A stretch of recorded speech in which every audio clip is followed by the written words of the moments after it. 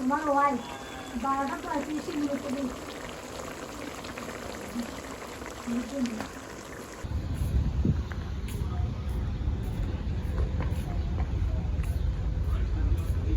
Hey guys, আসসালামু আলাইকুম, কেমন আছেন? আশা করি আপনারা সবাই ভালো আছেন এবং আপনাদেরকে জানাই পবিত্র জুমাবার। সো আজকে আমাদের নিউ ইয়র্কে ফ্রাইডে মানে আপনার জুমার দিন। সো আমি অলরেডি গোসল করে ফ্রেশ হয়ে নিয়েছি। সো একটু পর মসজিদে যাব আজান দিলে। সো গাইস, আজকের ভিডিওটা যে জন্য আমি বানাইছি সেটা হচ্ছে আজকে আমাদের যেহেতু আমেরিকাতে ফ্রাইডে মানে জুমার দিন, সেই উপলক্ষে আমরা আজকে একটা গরু মাংসর রেসিপি রান্না করব।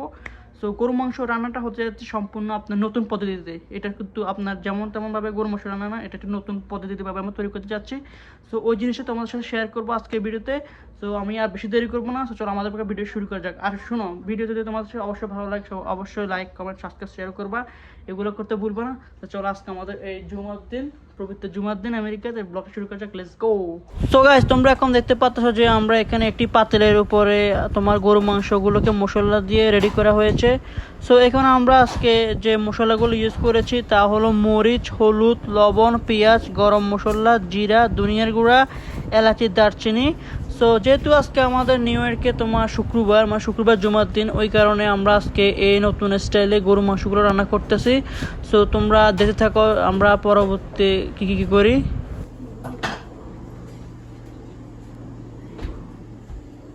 সো এরপর তোমরা দেখতে পাচ্ছ যে আমাদের মাংস পরিমাণ মতো আমরা পেঁয়াজ দিয়েছি। সো আমরা এখানে 1 বাটি পেঁয়াজ ইউজ করেছি। সো একটু পর আমরা চুলার আগুন জ্বালিয়ে দেব এবং মাংসগুলোকে কষানোর জন্য প্রস্তুত করাবো। তো তোমরা দেখতে পাচ্ছ অলরেডি আমরা এখানে চুলার জ্বালিয়ে দিয়েছি। তো আমরা এখন মাংসগুলোকে একটু কষাবো ভালো মতো। সো পরবর্তী হবে কী হবে, তো তোমরা দেখে থাকো। এরপর তোমরা দেখতে পাচ্ছ যে আমরা অলরেডি মাংসগুলোকে কষানো শুরু করে দিয়েছি। সো আমি দর্জি দিয়ে ভালো মতো নাড়ছি, কারণ আমি যদি দর্জি দিয়ে না নাড়ি তাহলে মাংসগুলো তোমার ইয়ের সাথে বেড়ে যাবে, পাতিলের সাথে বেড়ে যাবে। এমনকি তুমি যদি মাংসগুলোকে না নাড়াও তাহলে সব মাংসগুলোতে মশলা ঢুকবে না। সো আমাদের আজকে এখানে মাংসগুলো খুব ভালো পড়েছে। সো নিউ ইয়র্কে একটা জিনিস সুন্দর যে টাকার পরিমাণ যেমন তোমার জিনিসপত্রের দাম যেরকম তোমাদেরকে তারা দিব ওরকম। সো আমাদের এখানে হাত দিয়ে চর্বি অনেক কম পড়েছে। সো আমাদের আদা এবং রসুন তোমার বাটা ছিল না, মানে পেস্ট করা ছিল না, ওই কারণে আমরা ওই সময় তোমার মাংসের সাথে মিক্স করতে পারি নাই। সো আমরা এখন এগুলোকে পেস্ট করব, তারপর আমার মাংসতে ইউজ করব। সো যেটা এখন তোমরা দেখতে পাচ্ছ আমাদের ভিডিওর মাধ্যমে। সো আজকের এই গরু মাংস রান্নাটা নতুন একটা পদ্ধতি হলো যে এটাই যে আমরা আজকে বুটের ডাল ইউজ করেছি। এমনকি তোমাদেরকে ভিডিওর প্রথমে দেখিয়েছি যে সমস্ত মশলা আমরা একসাথে মেখে রেখে দিয়েছি। সো এই জিনিসটা হচ্ছে তোমার এই গরু মাংস রান্নাটার একটা ইউনিক স্টাইল। তো যেটা আমি তোমাদেরকে ভিডিওর প্রথমে বলেছিলাম। সো এখন আমরা কষানোর পর মাংসগুলোতে পানি দিয়ে দিলাম। সো সেটাও আমরা আমাদের পরিমাণ মতো ঢালছিলাম। সো এখন আমি লাড়ছি ভালো মতো যেন মশলা চারিদিকে ঢুকে।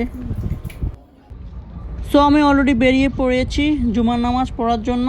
সো তোমরা এখন আমার পাশে যে বিল্ডিংটা দেখতে পাচ্ছ, সো কিছুদিন আগে দেখলাম যে বিল্ডিংটি নির্মাণ করা হচ্ছে।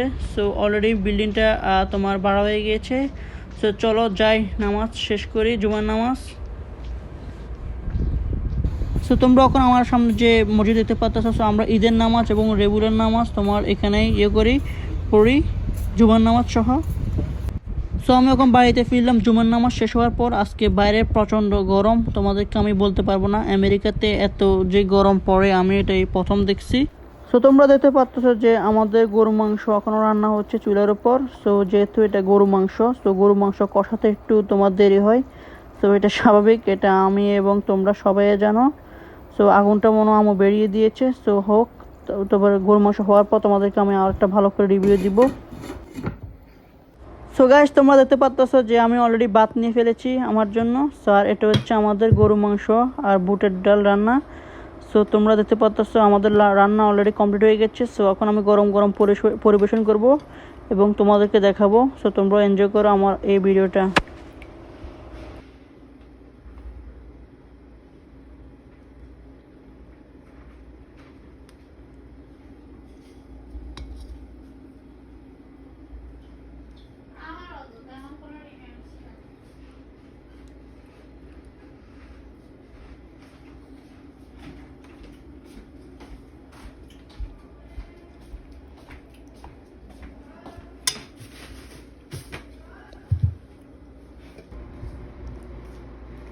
সো আমি প্রথমে ভাবলাম যে তোমার মাংসগুলো একটু শক্ত থাকবে, কিন্তু না, আলহামদুলিল্লাহ মাংসগুলো খুব ভালো নরম হয়েছে।